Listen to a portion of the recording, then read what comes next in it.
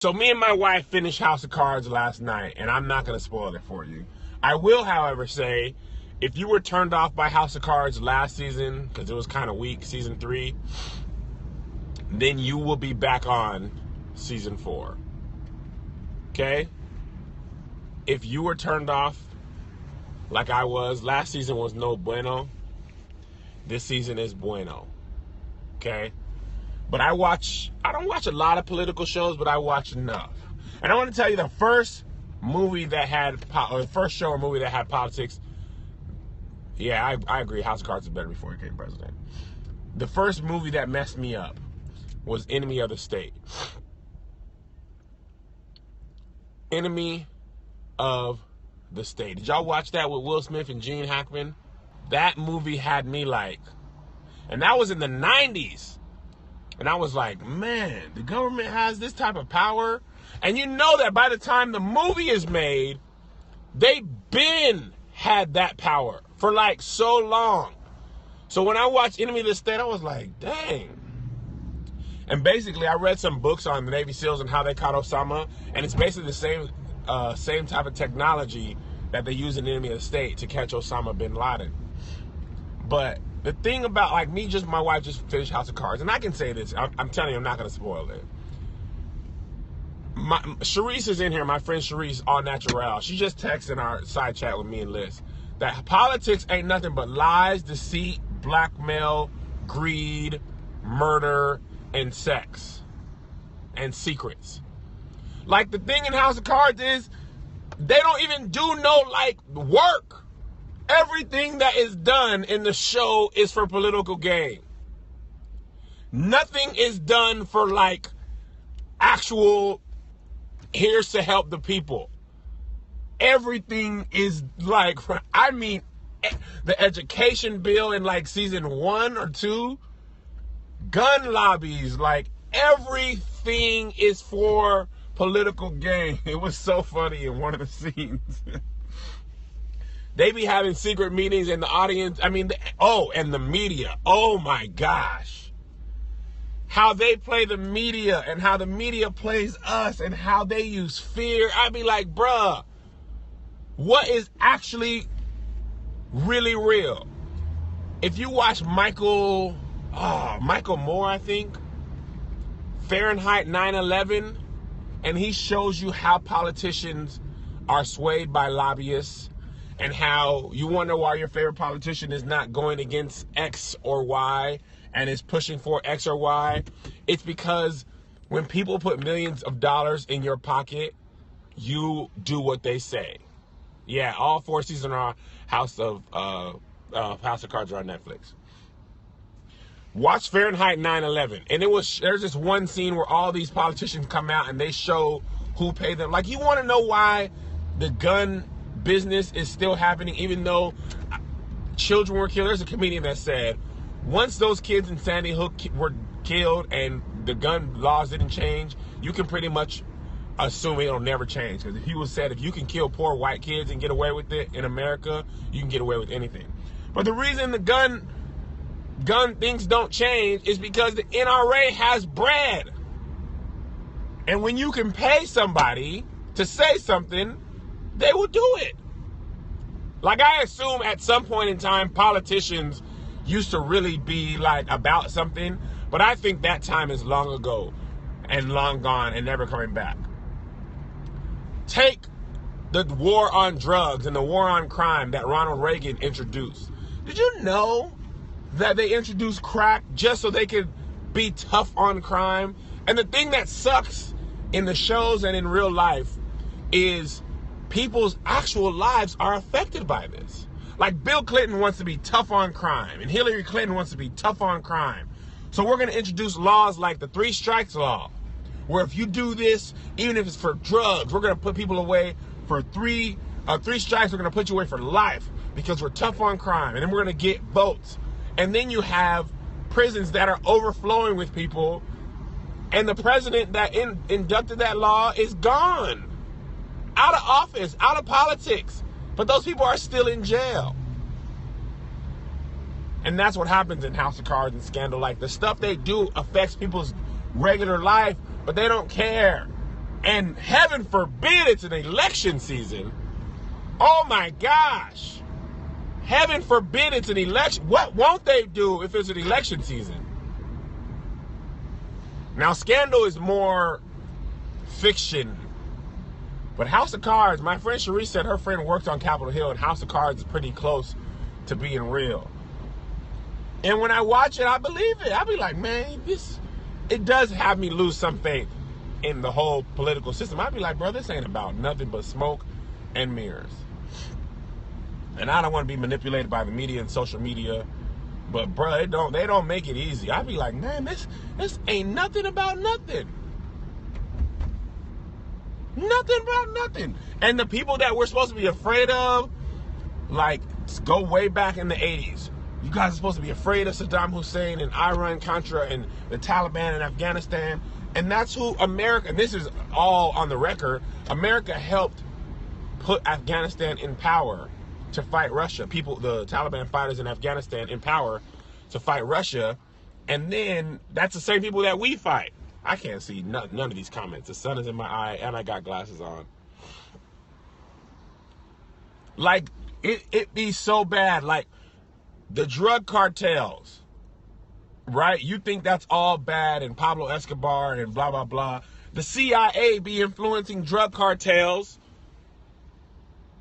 so they can help manage the flow of money and arms dealers and guns. CIA be out here doing all that stuff. We think we are really hating Al-Qaeda, and we hate Al-Qaeda, and that's what we're taught to believe.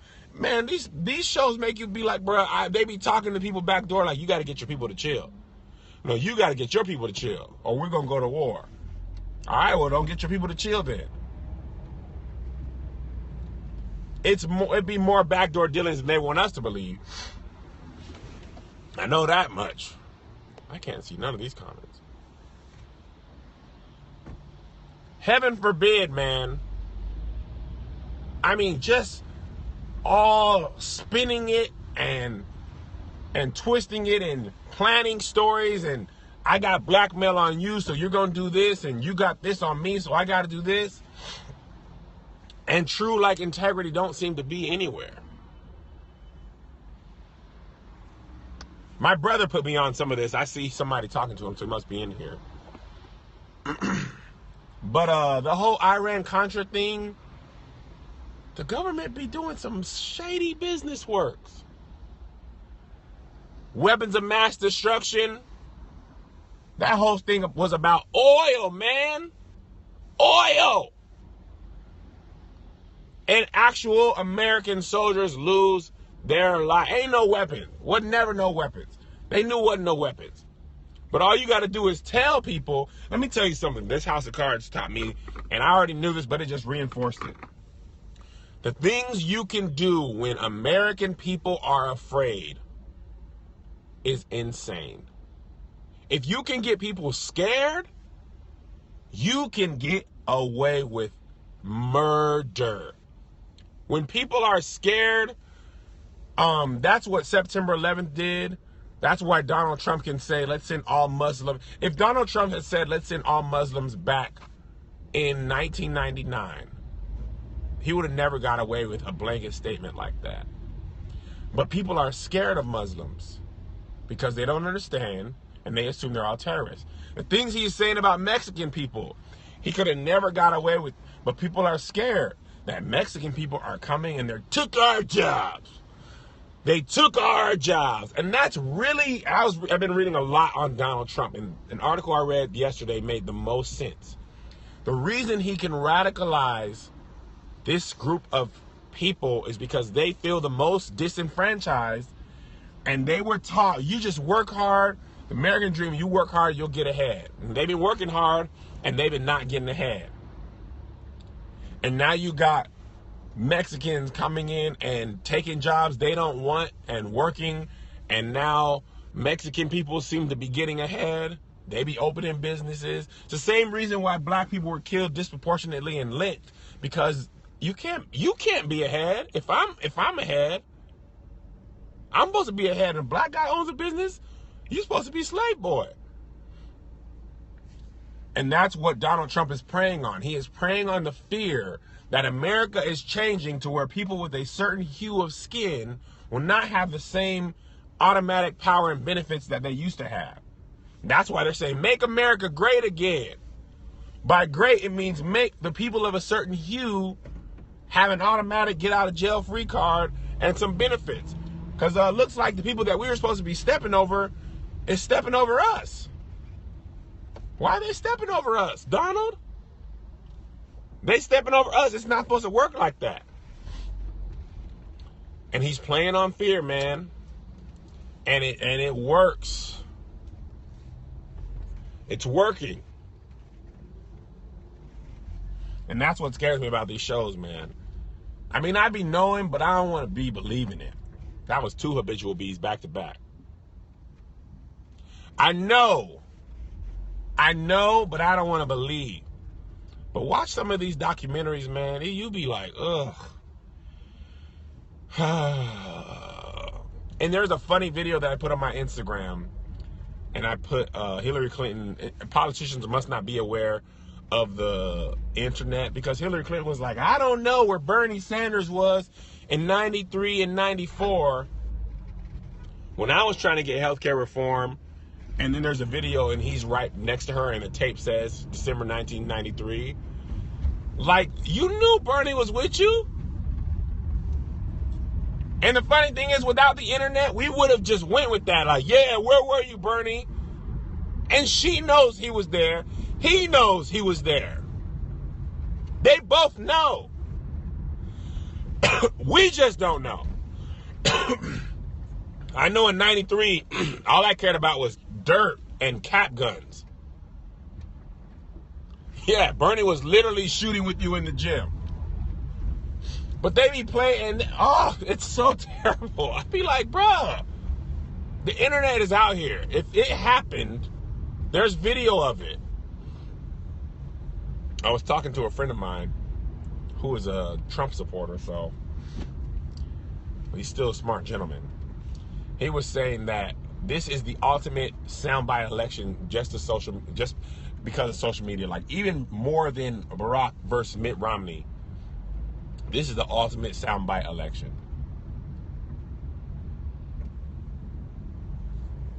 Because of social media. And it's so true. I mean, every week you can't even keep up with who said what and what Donald Trump said. Donald Trump has said so many things that you would have thought would have destroyed him, and it has not. And I hate to say this, but I took a little bit of joy when that guy tried to run up on Donald Trump, and Donald Trump was like, will somebody get him? Like, I didn't want Donald Trump to get hurt. But when he was like he was talking all that stuff, when somebody ran up, he was, hey, get him. Hey, get it. His face was so funny. Like, I promise, I did not want him to get hurt. But that face was like, he was nervous, all that stuff. Why does my friend support Trump? We got to talk about this on Periscope. He's black, too. He's a black Republican. He was on George Bush's small council. And I be hitting him with the stuff. Every time I hit him with, when Donald Trump does something stupid, I be hitting him. Like, hey, what's up with this? And he's a politician, so he always got a way to spin it. Oh, I didn't even mention Paula White. I forgot about Paula White. Paula White endorsed Trump. I don't even have time to go into it today.